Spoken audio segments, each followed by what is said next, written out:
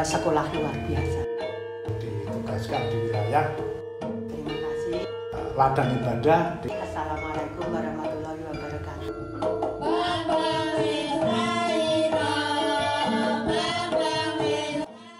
Perkenalkan, nama saya Ibu Jumila,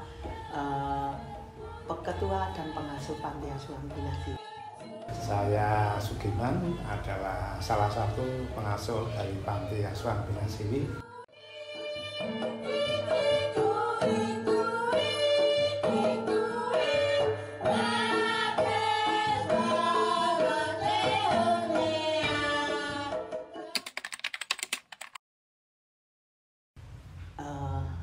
Berawal dari banyak anak-anak berkebutuhan khusus di wilayah Pajangan ini yang mereka belum mendapatkan layanan pendidikan terutama sesuai apa yang anak butuhkan, sehingga kami bersama teman-teman berinisiatif untuk membantu anak-anak dalam bidang pendidikan, khususnya anak-anak difabel.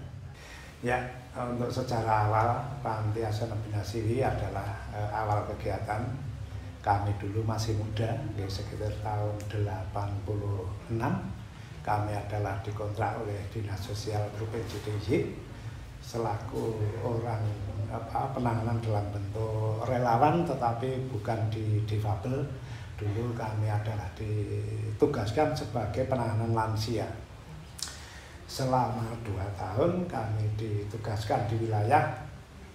Ternyata dalam kegiatan kita itu melihat anak-anak berkebutuhan khusus. Kalau dulu kita belum tahu yang namanya anak berkebutuhan khusus, difabel apa hanya. Di situ ada anak yang kelainan dengan anak-anak yang lainnya, itu masih ditelantarkan dan dibebaskan oleh orang tuanya. Ada yang semua kegiatannya itu tidak dilakukan dengan baik, terus mereka hanya dibiarkan. Juga ada juga yang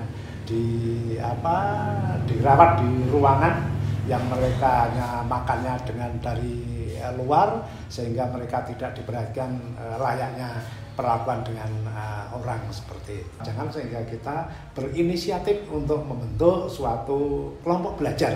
Dulu kita belum tahu karena kami bukan dari PLB, jadi akan berbeda bentuk ilmunya seperti itu. Sehingga dengan perjalanan waktu kita membentuk kelompok belajar, itu belum sampai dengan kepada panti, baru kelompok belajar. Setelah kelompok belajar, kita koordinasi dengan Pak Lurah, kita minta tempat ruangan untuk belajar, sehingga kita ada kegiatan belajar mengajar. Kalau pagi diantar oleh orang tuanya juga belajar. Kita ada 20 murid, ya ada 20 orang tua yang antar seperti itu. Setelah kegiatan itu berjalan, kami merasa kesulitan. Kita harus mencari guru yang untuk mengampu. Karena kita bukan latar belakang dari PLB, sehingga kita mencari guru di Dinas Pendidikan, sehingga kegiatan itu kita diizinkan dikirim untuk guru kunjung, namanya Pak Jarwo, itu sehingga kita minta untuk mengampu dalam mendidik sebelum ada guru-guru yang lain seperti itu.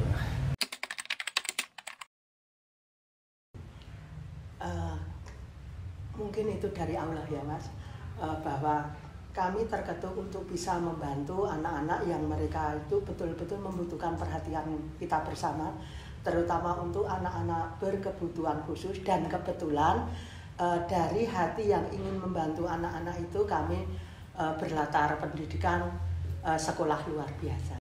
Ya, yang pertama kita kemanusiaan. Karena sama-sama manusia, makhluk Allah itu kan semuanya punya hak. Dan mereka tidak akan membutuhkan materi, tetapi adalah membutuhkan harga diri itu untuk diakui oleh orang lain. Untuk anak-anak disabilitas itu saat ini itu sudah banyak yang mendapatkan pendidikan Mas, karena kesadaran orang tua dari keluarga itu, mereka memang butuh untuk menyekolahkan atau mendidik anak-anak mereka, keluarga mereka, saudara-saudara mereka yang berkebutuhan khusus untuk mendapatkan pendidikan. Tetapi dulu waktu awal mula kami bersama teman-teman mendirikan pendidikan untuk anak-anak berkebutuhan khusus itu belum semua warga masyarakat yang mempunyai anak difabel itu mau menyekolahkan atau mendidik dari anak-anak berkebutuhan khusus sesuai apa yang anak butuhkan. Salah satunya adalah faktor perasaan malu apabila mempunyai keluarga, saudara ataupun anak yang penyandang berkebutuhan khusus atau disabilitas. Yang kedua mungkin juga bahwa dianggapnya untuk anak-anak berkebutuhan khusus itu tidak punya kemampuan untuk berkembang, sehingga mereka tidak punya potensi, dan apabila dididik itu ada anggapan itu tidak ada artinya, karena memang anak-anak berkebutuhan khusus terutama yang tunagrahita itu mereka kesulitan untuk berpikir, sehingga untuk mengembangkan dirinya mereka sangat kesulitan, maka keluarga juga kayaknya ngelokro.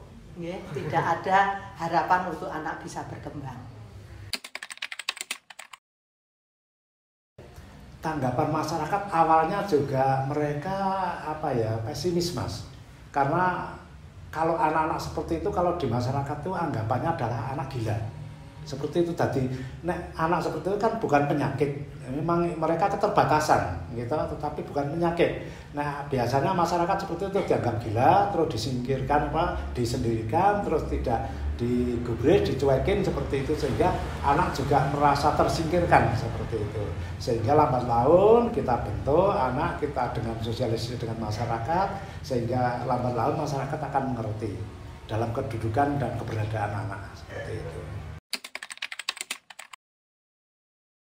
Ya kalau diskriminasi karena hubungannya dengan itu kan kadang-kala orang tua itu melakukan anak seperti dibedakan.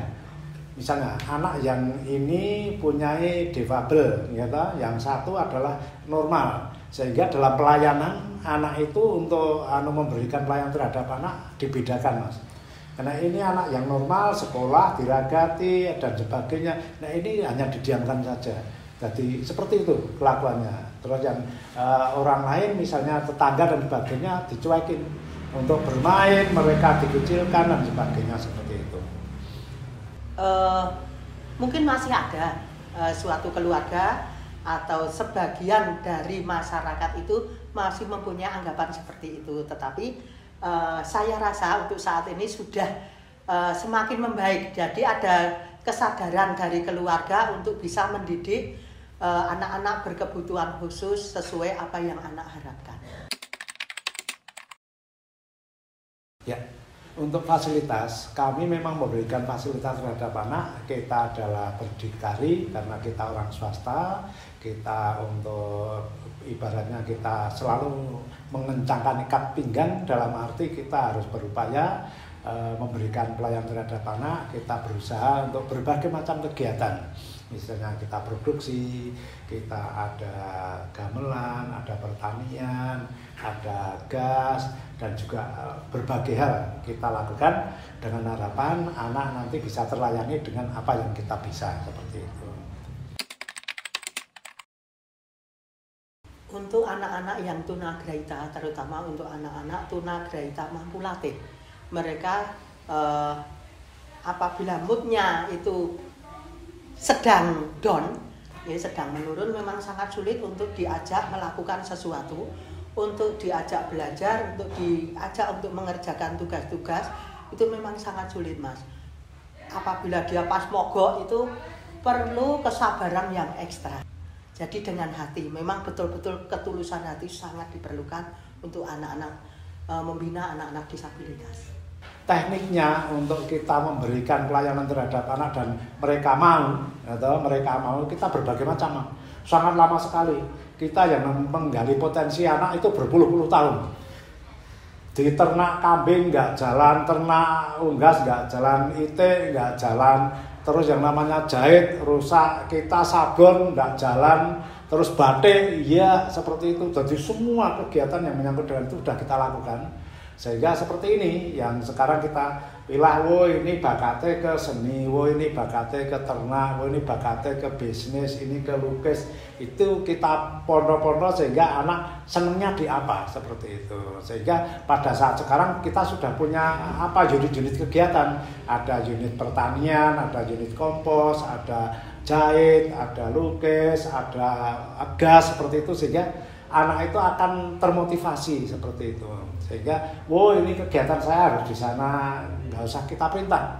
Contohnya misalnya seperti ini, yang teknik masak ada sendiri timnya, seperti itu. Sehingga kita udah bagi sedemikian rupa, jadi pengasuh tinggal ngawasi seperti itu.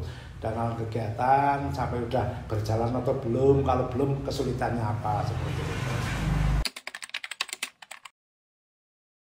Untuk masyarakat, mari kita bersama-sama untuk bisa memberikan bimbingan, arahan, dan juga untuk memberikan waktu dan kesempatan bagi anak-anak berkebutuhan khusus supaya mereka dari anak-anak tersebut nanti bisa berkembang yang nantinya bisa bermanfaat baik untuk diri anak tersebut maupun lingkungan anak tersebut.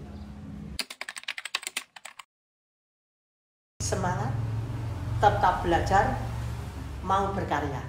Yang pertama adalah karya, kedua digandeng doa, yang ketiga bersyukur.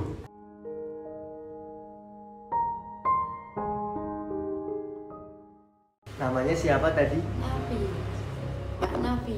Nama panjangnya? Nafi Koryana. Aku lagi ngomong sama siapa?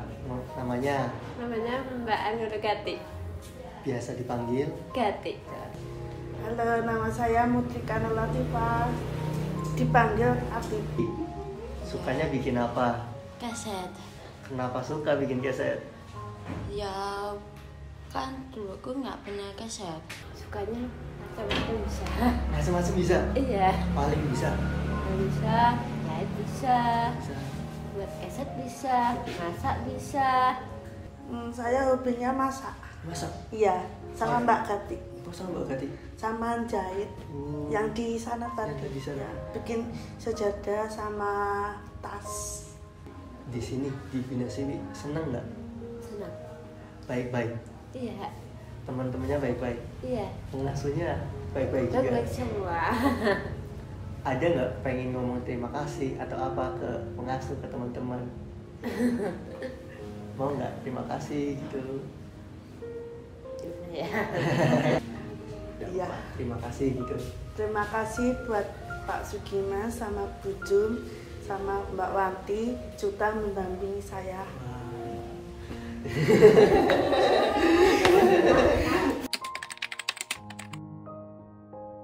Ya, untuk anak-anakku semua, ya, mari kita bersama-sama selalu bersyukur, selalu mensyukuri yang Allah berikan kepada kita. Apapun kondisi yang anak-anak terima, apapun kondisi yang kita terima dari Allah, kita syukuri, kita manfaatkan potensi yang ada. Mari kita kembangkan supaya kita menjadi orang-orang yang bermanfaat baik bagi diri kita sendiri maupun kepada orang lain. Pesannya ya kita semoga anak-anak itu betah di panti dengan harapan mereka mempunyai masa depan yang nyata dan mereka juga tidak meremehkan sekecil apapun yang mereka dapatkan sehingga menjadi ladang ibadah di kelak kemudian, karena anak-anak itu tanpa kita dampingi juga mungkin mereka akan kesulitan, sehingga kita harapkan anak-anak itu bisa mensyukuri apa yang telah Allah berikan.